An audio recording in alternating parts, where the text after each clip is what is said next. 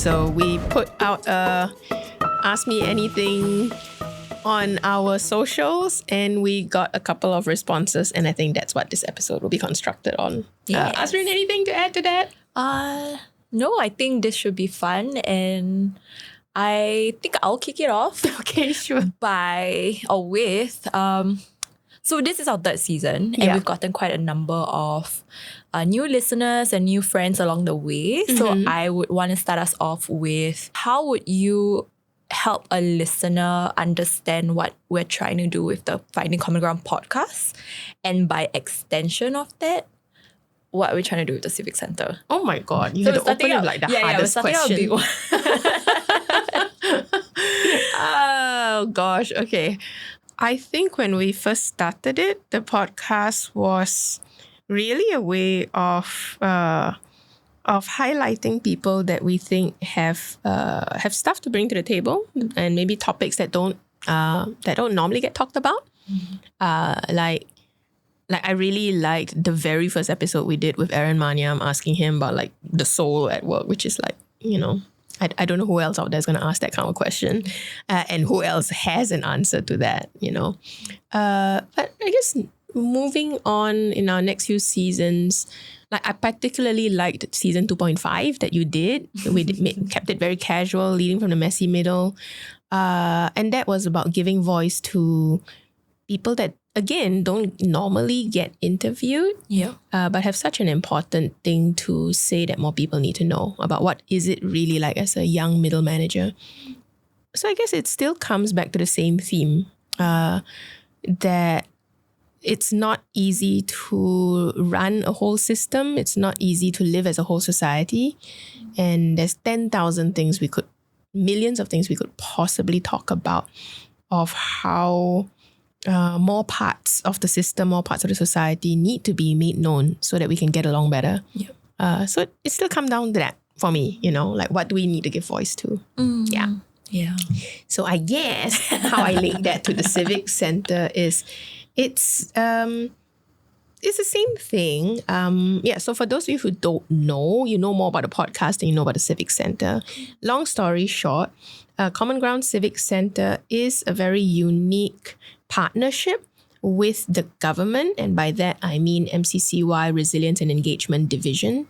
And it's a multi-year project where we are exploring with them how can we work together, ground and government, to grow the awareness that citizens have about emerging issues that people don't pay much attention to.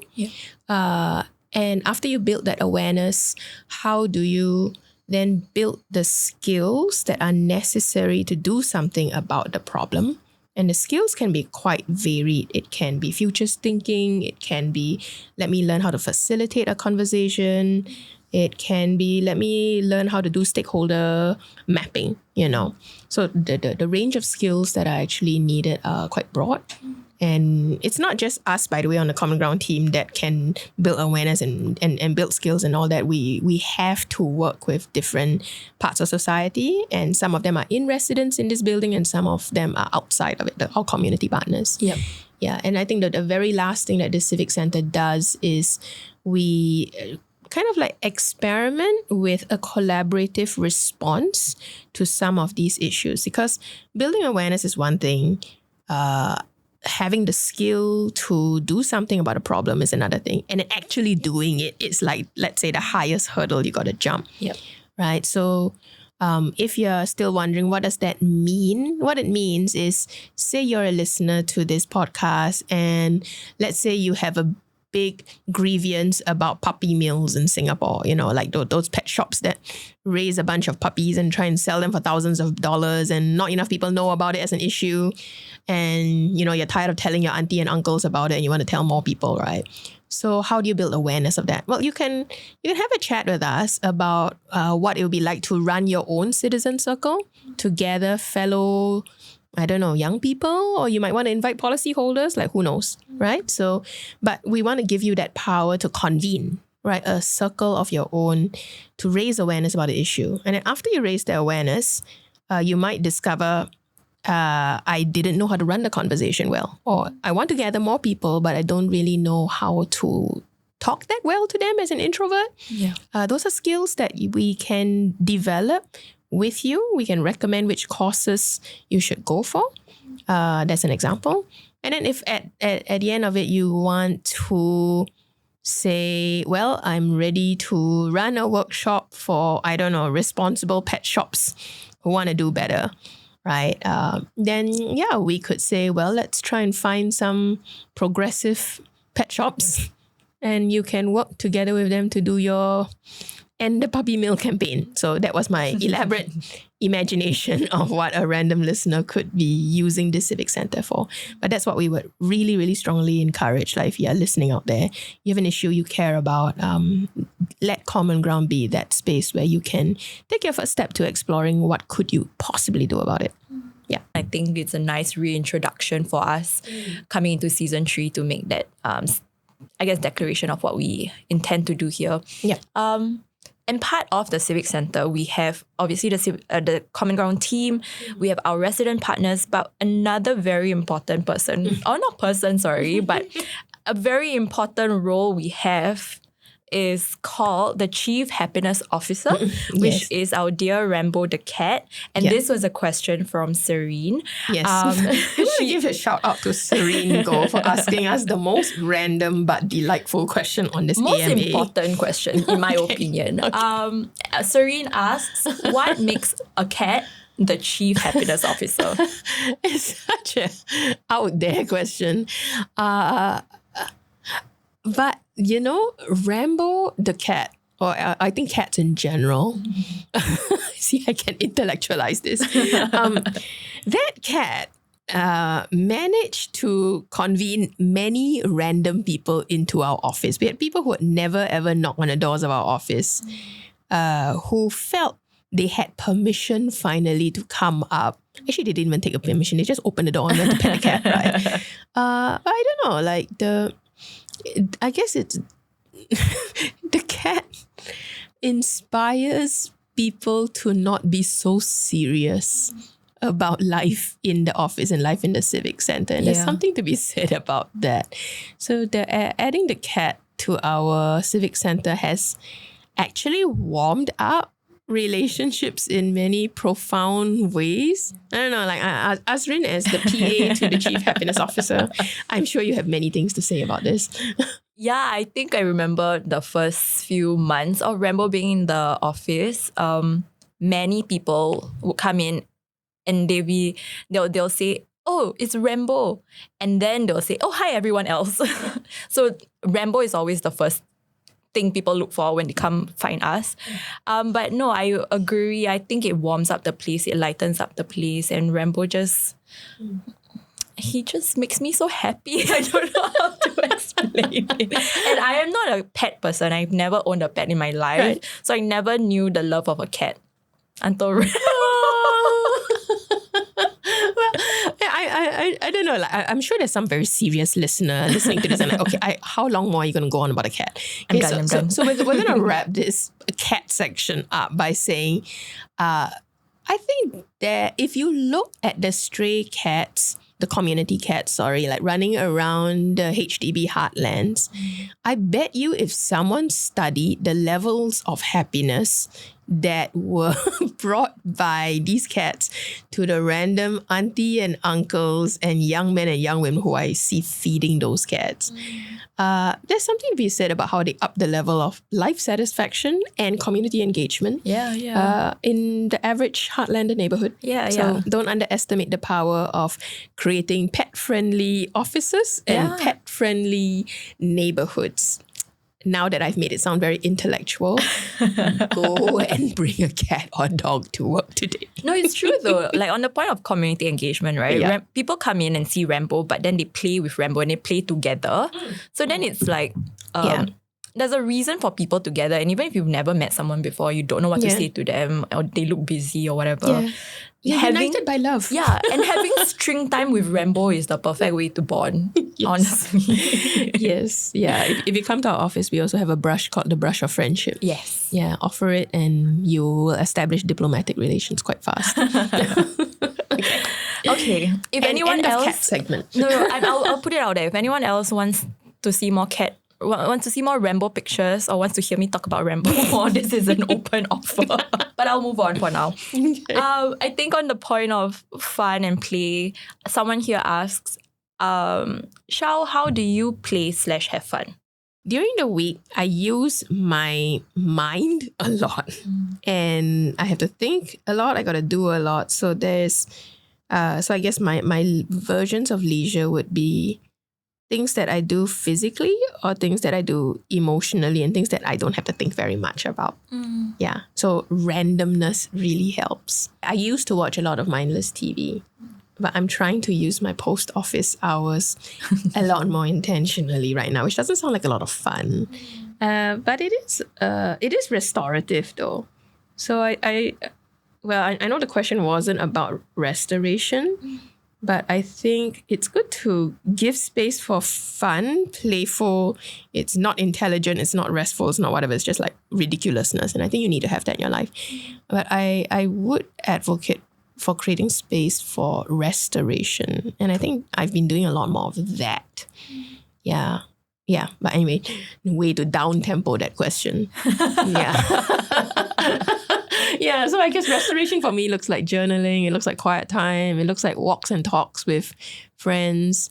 It looks like restorative writing and restorative art, which I suppose is a fancy way of saying like writing and water painting, not for artistic purpose, but to express what's going on inside me.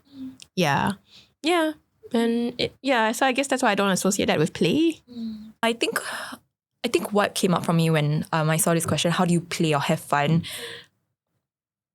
is I also don't know how to answer it, but then I'm hearing you share about how you use your time in a more restorative way. If I were to rephrase the question, it's almost like it's how do you decompress? Yeah. Essentially. And even if that isn't the traditional way of play, it is whatever you need to do to take care of yourself and to change the rhythm of your day-to-day. Yeah.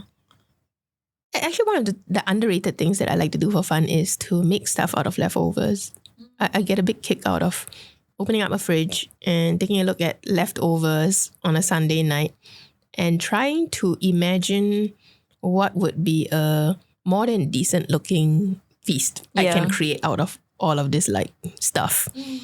I get a kick out of it. I don't think of it as cooking dinner. I think out of it as like creativity. So I guess that's another thing I do for fun. Yeah. And if anyone is looking for an extended conversation about this, we do have Charlotte on the slate for this season, where Charlotte's from Playum and Charlotte talks about how play is actually a form of empowerment for not just kids, but also adults. But I want to go back to what you said earlier about how your day-to-day is very brain. Yeah. And someone here asks, how do you make sense of a very info-loaded world?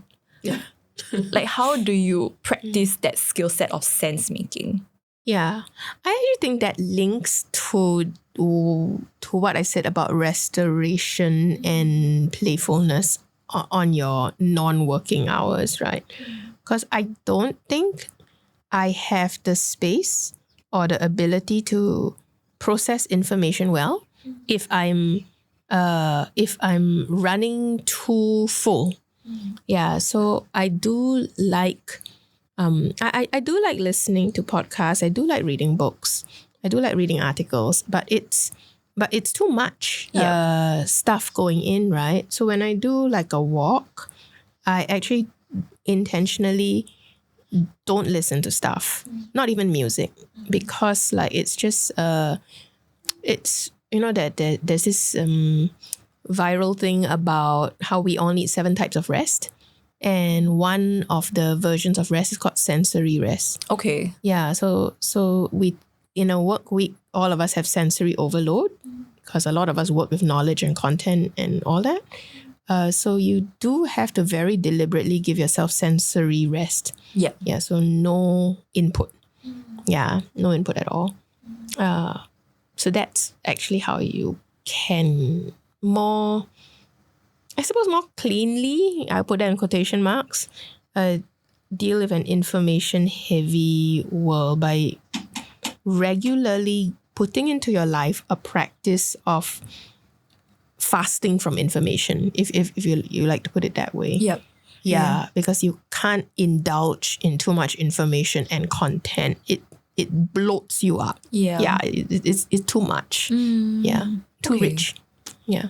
So by extension of that, what do you do with the information that you do have? How do you like make something out of it? I think that one of the greatest problems we all face in this like overload of, this is how you do it. This is what you need to be doing by 20 or 30 or whatever, like everyone out there is trying to instruct you on how to do life better or do work better. Yeah. I think the overwhelming amount of content out there makes you feel more and more inadequate. Like you can never be prepared enough. You can never be good enough, right? Because there's just, everyone has another list of 10 things for you to do. So I think the best way to deal with an influx of content is to recognize at what point do you have more than enough information to create or produce something that is meaningful. Yeah. So you sort of like tell yourself to stop eating that much information so that you can do something with the information, like, and how I do it is I write quite regularly. I write every day. And I write several times a day. And it can be short bursts or long bursts of writing, but the writing is also a form of me digesting the information in a more palatable way, and I put it out there. Yeah. So it becomes a virtuous cycle of, as I write better, I think better, I process better, and then when I intake the next amount of information, I'm not intaking everything.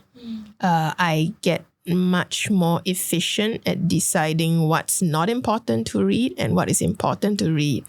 Yeah. What can I speed read and what must I slow read? Okay. Yeah. So no shortcut lah. No, there's no shortcut.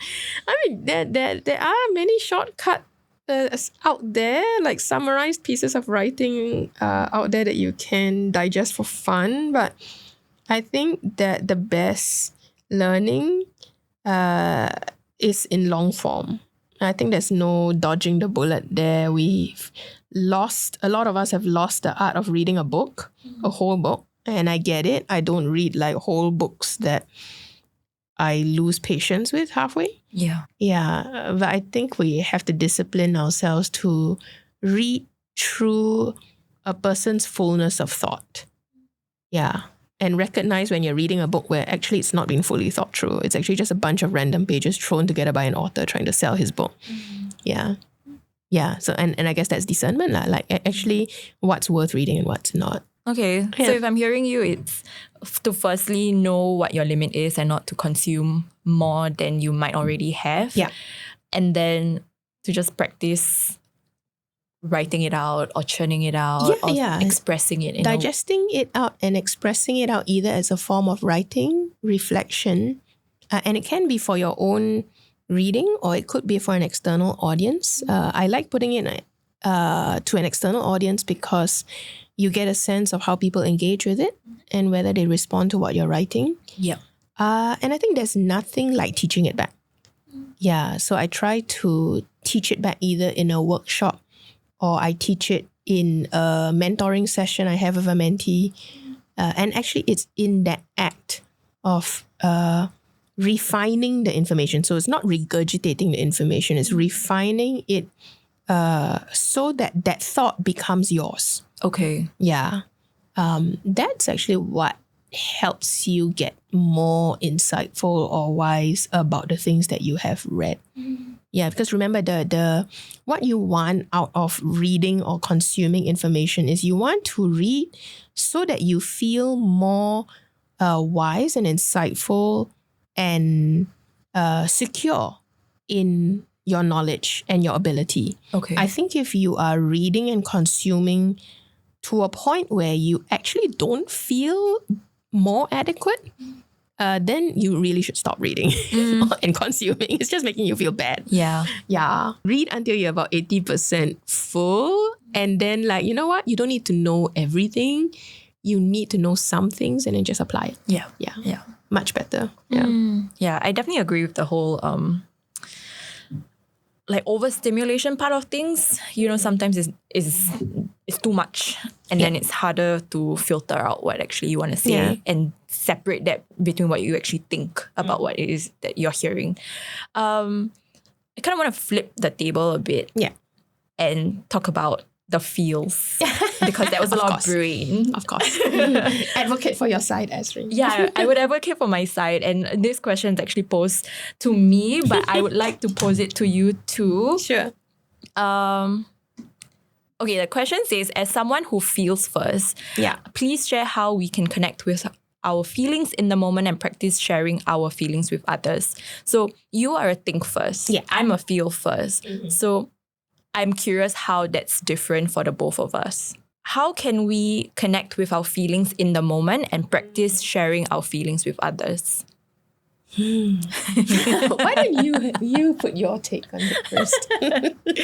Since I occupied the mic long enough. Okay, how can we connect with our feelings in the moment? I think for me, whenever I feel anything, I immediately know what it is. But if I were to break it down into steps, it almost shows up in a certain part of my body. So if I'm sad, I would feel it in my chest or in my throat. If I'm angry, it's usually like my body would close in. So how I would answer, how can someone connect with your feelings in the moment? I would say notice how it shows up in your body and notice how it's different for the different emotions. Yeah.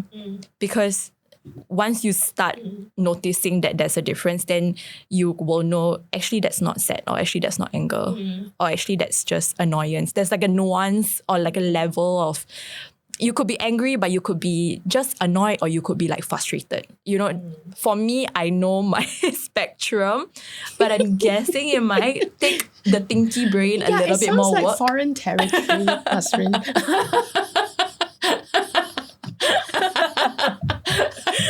This is how different personality types are, right? So when I listen to that, I think, but I don't feel anything in my body. But this is the issue and the superpower of the think first types, right? The hallmark of a think first person is there's a tendency to observe rather than relate, and to think about your feelings rather than feel your feelings. So it totally, literally, really is like foreign, right? For me to hear like which part of your body do you feel it? I'm like, Yeah, we had a conversation about how you think about your feelings, and I still don't understand that. But yeah, I really don't. I really don't know. No, okay. I would say that the times when I feel it in my body, like it's super clear, I can feel it in my body, is when it's a big feeling. Yeah. It has to be so bloody obvious, right? Like the kind where I'm not just irritated, I'm like so angry that it takes me out of the room. You know, like I can't even, like, it's not a rational thought. It's like the body is carrying me outside of the room. I think of it as like, it's a very big, it's a big version of it, not the small versions when you say this is the micro, the nuance of the body. So I'm sure it's there. It's just that's not what pops up for a think first. It has to be like a pretty big alarm bell that your body sends out for you. Like, oh, look, the body's having a feeling right now, and the body is running out of the room. Yeah, so I know, like, if I'm very, very angry with a person, it literally takes me out of the room, and then I have to then think myself back into the room. Yeah, because the body doesn't want to go back. Yeah. But the mind can bring the body back into the room to have the conversation. That's so interesting. It's interesting that your mind is strong enough to will yourself back into the room. Because I feel like for the flip side, for me, if I feel something so strongly, I'm out of there. There's not my feelings are stronger in a sense that I'm not coming back to that. Yeah, so that's why the first thing, it's both a weakness. It's both the kryptonite and the superpower, let me put it that way, because emotional detachment is both good and bad. That means I can be extremely furious or upset or even and I have experiences for myself, humiliated by you. But I can use my mind to rationalize why I need to still go back in and complete that conversation in a way that I choose to complete it. So I may have walked out, but I can think myself back in and let's just finish this up. Yeah. Yeah. So, but that requires emotional detachment. It's like get back in. Yeah. Yeah. I think that's interesting for me because I'm not unfamiliar with emotional detachment. Yeah. I think for me, because I feel so much all the time, I have to intentionally detach myself so that I don't feel more than like you said, right, the reading thing. Yeah. But for me, it's feelings and sensory in that sense. Yeah. So I have to intentionally detach myself almost for self-preservation's sake. Yeah. Yeah. Yeah. Because otherwise it's too much. It's overstimulating. Yeah. So I think when you were sharing it before, I cognitively got it, but I can see how my parallel is for my feelings and emotions. Yeah. If I know logically I am experiencing a thing that probably would trigger sadness or whatever. I know it sounds so foreign right now, but it's still actually you use your mind to tell you to pay attention to what do you think you're feeling right now. Okay. And so when I talk about restorative writing or restorative art, that is a way for me to connect to how I'm feeling, right? And I guess the thoughts are integrated in there. I find that using art, and actually I have discovered writing poetically as opposed to writing in sentence structured prose form is a way to help the emotional integration. Yeah. So literally, I gotta write like I'm feeling. Yeah. So right now, actually, one of my the practices that I've recently tried is I do this thing at night called the daily examen, which is like a Saint Ignatius kind of like prayer, right? Where you actually have to, at least for a good 20 to 30 minutes, actually sit down and think through your entire day, what happened. And after you think through your entire day, you go through then what did you feel through the entire day. So it's like, and it helps actually. You have written out everything that you did in the day. And then how did I feel? And writing down the diversity of small things that I felt reminds me that I have feelings. It's just it wasn't very figural. It wasn't very significant. Okay. But it helps me see there were like 15 to 20 feelings you went through with each of these events. that you recollect at the end of the day. Yeah. So it's quite nice. I felt peace, I felt joy, I felt delight, I felt some concern, felt a little bit irritated here and there. And it's so it's like, what happened in a day, how did you feel? And after you run through all that, so what is one thing you want to pray about? And what is one thing that you kind of want to wish for the next day? And I found that it's been a really, really good daily practice. So shout out to maybe the one contemplative prayer person out there. But for the rest of you who have no idea what I'm talking about, think of it as daily journaling. But it is a form of spiritual practice. Yeah. That's I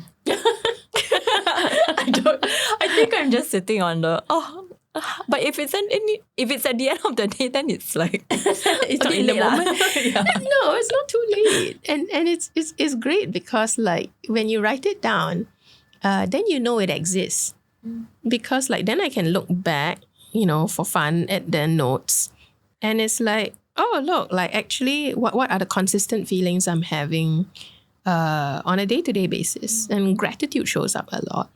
Joy shows up a lot. And yeah, I would say actually the negative with quotation mark, leaning feelings, like there are blips of it, but it's not a persistent or constant occurrence. Yeah, and that's something I am, again, grateful for. Yeah, it's like, okay, so I have a pretty happy life. Based on the data. Based on data. And it's useful because I do think by observation that a lot of people can be leading quite happy lives without actually knowing that they are happy. And that can be quite a loss to not realize you actually were happy. You know, so it's not that I don't know that I have a happy or satisfying enough life. But when you day to day write it down, it actually reminds you that it does exist. You do have these micro little moments of joy and delight, etc., etc., etc., and it's real. Yeah. Yeah, but it's easy to forget because there's so many other things to think about, you know, and so much content. Everything gets drowned out. Yeah. I get that. I feel for all you Enneagram nerds, I'm a 4. So the emotion that's easiest for me to reach is sadness. So I often forget or am not aware of how I feel joy or happy. And so I hear you on, you know, keeping track of the small things is a reminder of that I am capable of feeling other feelings too, even though some are a lot more easy to reach than others. Yeah. Do you like the cat? Yeah. That's what I mean. It's like everything goes down in my writing, like from the I ate this really nice matcha ice cream. You know, I buried my face in my cat. It was cute, you know. Like, but it reminds you that you don't actually need a lot of things.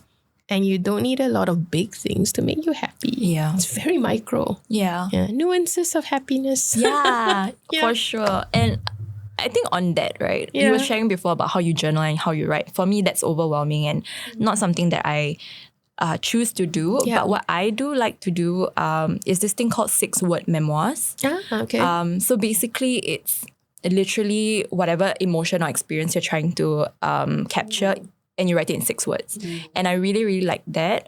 So I do that often. I just write 6 words and only I know what those 6 words it's like a code mean. I don't share it out. It's really for my own personal collection. But I think, I guess the reason why I'm sharing this is to remind people that there are other ways of expression. Yes. You don't have to write long forms all the time. You don't have to journal all the time. You just write something or you express things in a way that makes sense for you lah. Yeah, I think that's the poetry that I'm talking about. Like, there's the long form journaling writing that I do, the mind mapping that I do. And then when I'm like, okay, I want to do this restorative stuff, the restorative stuff for me looks like minimal words. Yeah. But like when I write it, I try to write it with artistry. Yeah. Not the kind that you can show in gallery kind of artistry, you know, mind you. It's just for my own consumption. But it's a more artistic expression of yourself. And I guess that means you don't have to be an artist to do it. I just mean like it's a much more deliberate, what's the most beautiful version of you that you can create right now. Yeah, because even for handwriting, we tend to be a bit careless with the way we write. Yeah. But if you slow it down, you know, you can make even the letters look better. Yeah. So that's, I think, quite healing in a way. The follow-up to that was firstly connecting with your feelings, but the second part of that was how do you share your feelings with others? I just say it. That was so unsatisfactory for me. I don't know. Like I do. I say like I literally say I'm feeling and I fill in the blank. I don't know. How else is there to express how you feel? I don't know. Okay, I mean, my husband who is like producing this podcast is in the room right now and he can validate. If I'm feeling something, I will literally just say. That's so interesting. I feel irritated with what you just said, you know. And this could be the following the I walk out and walk back in kind of like moment. Yeah. But that's, I suppose that's a trained response lah. Oh, that's so interesting. It's interesting for me because it's not as simple as that. Okay.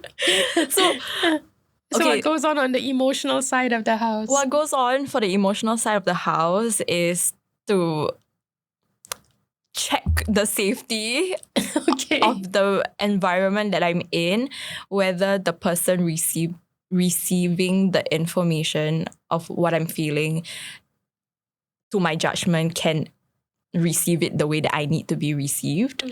And if not, I don't share it. And I think when I was reflecting on this question, so I am withdrawn by nature, and all that means is that I'm, like I mentioned earlier before, I'm more self-preserving. And so my inclination is not to go and say, I feel blank. But with that said, I'm also not intentionally hiding it. If someone were to ask me, I would share openly. So I think hearing you share that all you have to do is say, I feel blank. It feels so nice. I thought that should be the realm of expertise of the feel first. No, the realm of expertise is to feel. The expression is... As opposed to, okay, let's do this thing called expressing how we feel. Yeah, the expression part is a bit lacking. That's interesting though. Yeah, I guess like expressing how you feel can either be an act of thinking or an act of doing. Yeah. As opposed to like, I'm feeling this right now. Yeah. So I know 100% what I feel, but I may not do anything about it. Yeah. Okay. No, that explains a lot.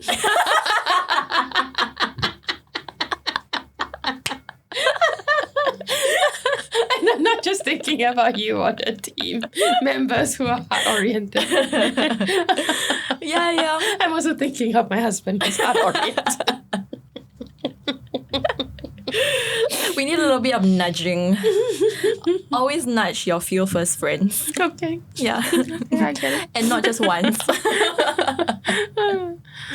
That is so... but that's a weird way of thinking about it, that it's easier to say what you feel when there's a bit of detachment to how you feel. Yeah.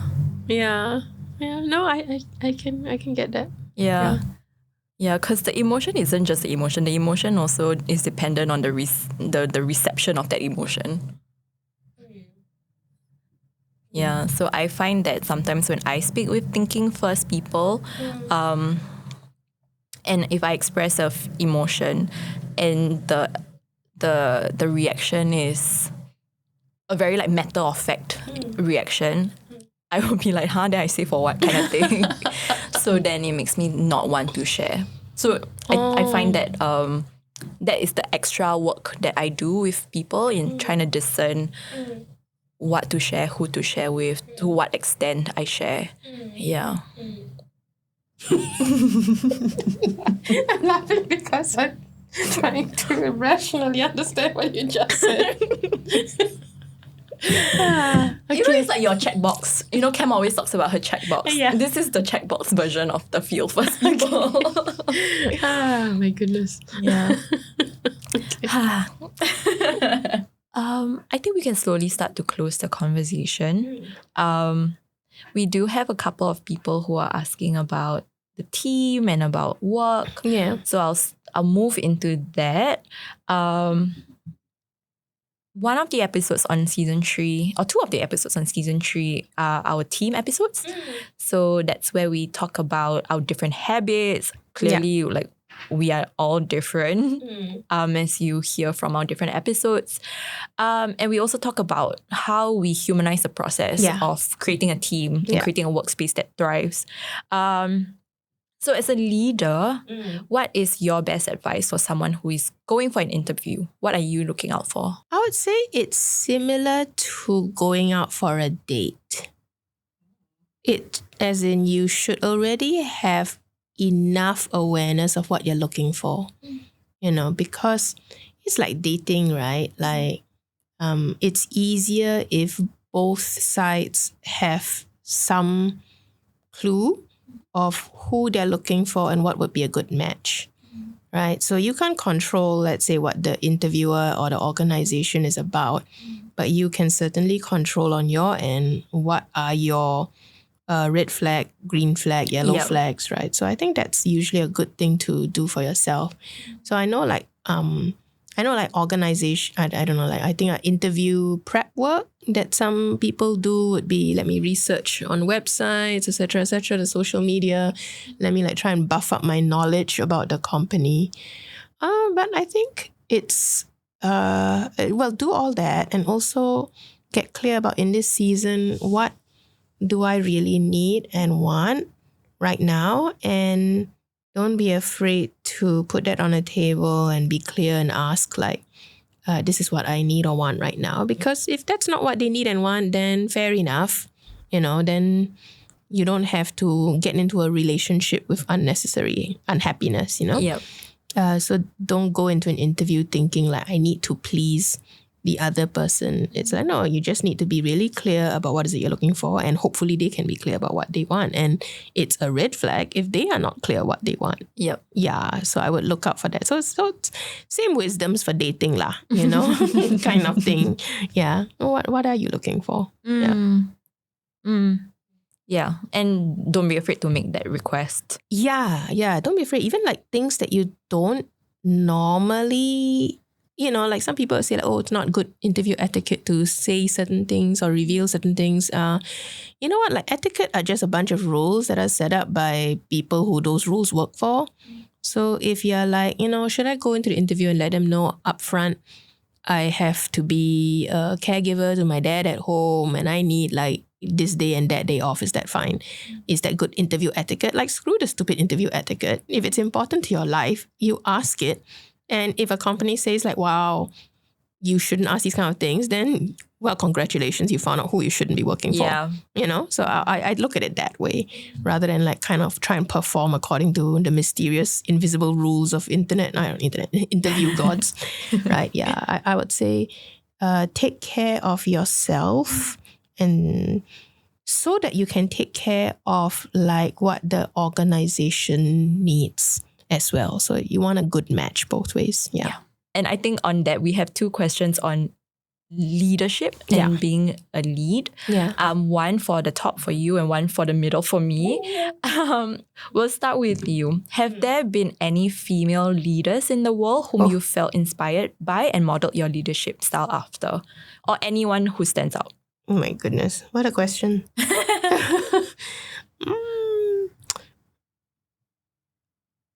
I don't know. Like, okay, I'm not someone who looks outside to a person and, I want to model myself to be that person. So it's not something that I do. That's why it's hard to think of an answer to that. Are there women who I respect their leadership styles? The first name that comes to mind is I did like how Prime Minister Jacinda led New Zealand through certain really tough seasons, in her leadership. I mean, I know it's controversial whether she was a good Prime Minister, but I think there was a lot of courage for her to be an empathetic, very feminine leader. It's not very common to see a feminine response to a crisis or a tragedy, because it can be seen as a kind of weakness, right? You want to be strong like Margaret Thatcher, like almost like ballsy like a man. But I thought it was a response that people needed in a crisis. I think there was the shootings in New Zealand, and I think her country took a lot of healing from that moment. Yeah. Well, so that's one. I thought that was a good response. So that was the top. And then for the middle, aka me, we have a question that says, what is the one thing that made me realize that I was ready to step into the role of a lead? I think what I would say to this is that I've always found myself in the position, and not just at Common Ground, but before as well, where I was the only person doing that work, or like in that department or doing the role. And so by nature of that, I had to lead myself. And I guess whether I would identify with it or not, I am doing elements of that work purely by necessity of having to lead myself out of not having somebody to lead me lah. So I think I don't know yet what the word lead or leadership means for me, but I think I trust my gut and I do what I think I need to do. That's how I'm moving, I guess, in this season or in whichever roles that I'm in or find myself in. I do what I think is right. I do what I think is necessary. I trust myself enough to know that I'm there because I have something to offer. And if I'm not, I'm going to trust that somebody will tell me that I'm not and kick me out potentially. I think the flip side to that, of course, working by yourself. And I think for you as well as a boss, the entirety of your career, working by yourself, the challenge is working or figuring out how to work with a team. So I think I'm in that process of working more and more with others, working more and more with partners and clients and whatever, and seeing how I show up when I'm with others, because it's always kind of been either me and you or like me by myself and like me with other people, but in small doses. Yeah. Well, you're Enneagram 4, I'm Enneagram 5, and withdrawing is like the main habit. Yeah, like independent work is not a problem. You know, that's the strength and also the learning challenge that we got to get over, right? And so I think it's I think validating why we would need someone else, letting them know why they are so crucial to your success. That also helps you become aware that, you actually do need people. Yeah, definitely. Yeah. Learning to like share that out. I think it's useful. It's useful practice for those of us who are just raised, for better or for worse, from young or through our professional experience, to be very independent. Yeah, to be very, very like self-sufficient. Like, I can do this by myself. You can and you shouldn't. You know? Yeah, it's your superpower and it can be the kryptonite that tanks you. Yeah, so it's like kind of like doing it both. Yeah. So I think my answer to that right now is that I am leading by default. Like I am. You are given the responsibility. Your imposter syndrome is speaking so loudly right now. But I do want to emphasize that leading is also figuring out how to work with others lah. Yeah.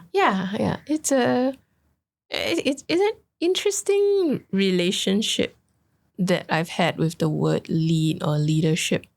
It's never been a word I would have attached myself to. It's not a position I've ever identified myself with. But I have come to realize that it might be the verb and the noun that we have to help. We have to help each other welcome it into our lives, right? Because to lead is to, I think, step into your own power. Yep. Yeah, and it's the power of expressing everything that is meaningful to you and learning how to do something about it. Yeah, so I would really advocate for everyone to look at their relationship with like, what does it mean for me if I was a leader?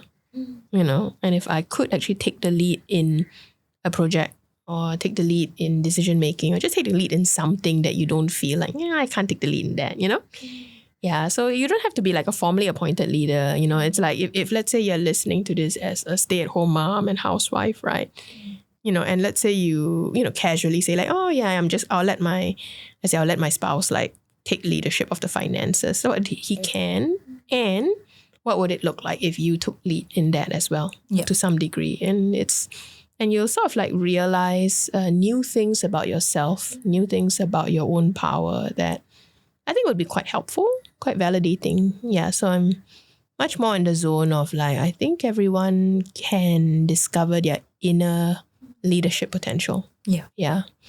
But yes, if I was a 16-year-old, I would be like, what is this stupid teacher talking about? Like leadership potential, the one, Yeah. I want to sit at the back of the room and like ignore all of these like weird kids raising their hands to be a leader. Yeah. Yeah. Yeah, I think knowing what you are, what you want to lead also. Yes. Yeah. And not just Correct. doing it because someone asks you to be yes, a leader. Yes, that would be very what's that? Like paradoxical? Yeah. Like you instructing someone to take the lead. But they're not really leading, right? Yeah. But I believe everybody wants to lead something, but they want to lead something in a direction and purpose that they believe in. Yeah. And if we want to bring out people's leadership potential, well, the bad news is it has to be in a direction or purpose that is oriented towards what they care about. Yeah. And I think that's the scary part about developing people's leadership potential. You take on the risk of like they want to bring it to a place that may be different from your own. And that can be a good thing, but it can be an uncomfortable thing. Yeah. We'll close with one final question. By the time this podcast goes out, it will be the end of the year / start of the year. So this could be a bit premature, but what is the biggest lesson or takeaway you're learning this year? Wow. So many lessons. But which one? Why don't you start? See, it's hard to answer questions on the spot, right? For me, what I'm currently learning in this season, or currently taking notice of in this season, is how differently I show up with different groups of people, which versions of myself I like and I don't like. When I was thinking this through, I was wondering how or whether I was being authentic by being different in different situations. But the conclusion that I came to was that I am being authentic. It's just different people bring out different parts of me. And I wonder why certain situations or certain environments don't bring that out. And then, so now I'm in a phase of wondering what can I do to bring the parts out that I like versus trying to blame the environments that I'm in that don't bring out the parts that I like, if that makes sense. So I think what I'm at least taking away is that I know what I do like. This month at the time that we are producing this, it's October. It's the end of October. Yeah, so it's my birthday month. Yeah. My learning this birthday month is I really love spending time with people who I love. Yeah. And I've got, because it's birthday month, I've got lots of chances to meet up with different people. And they aren't necessarily like super old friends. It's a mixture of like old friends and even acquaintances and all that. And it doesn't matter because the common denominator is we just share a desire to relate, to talk about things that matter. And even though the word is not used overtly because like, everyone has like a bit of, ew, I love you, you love me. You never say it out loud except with like I say it out loud to my husband, to my kid, but I wouldn't necessarily use that word even if a good friend that I love. You won't say, oh, I love you. Yeah. But I can feel it at the tip of my tongue. Like there are times where I almost feel like, oh, I love you. I want to say that, but I feel like a bit weird. Let's not say that. I know that's the energy I'm getting in the moment, that I feel great affection, I feel great love for them and from them. And it's been a month of really nice meetups of all sorts. Yeah, and I realize I enjoy that a lot. That's what gives me meaning and grace and joy in my life. And I never want to lose that perspective. Yeah. Yeah. Nice. And a cat. I feel a lot of love for the cat. Truly. The cat doesn't love me very much though. But you don't know that. It's selective love. Comes and goes just like the cat. Yeah. Oh man. I hope you guys take away new things from this. Yeah. I think one thing we'll always end up talking about is the thinking versus the feeling. Would you like to close this episode? With what?